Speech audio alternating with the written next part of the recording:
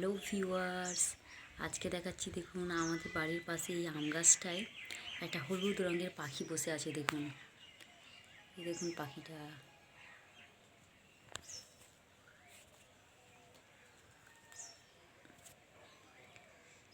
এই দেখুন পাখিটা।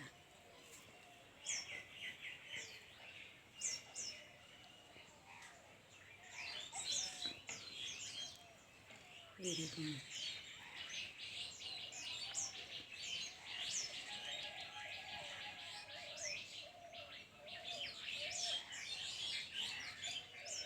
দুটো পাখি এসছে হলুদ কালারের, আর একটা ওই একটু দূরে আছে,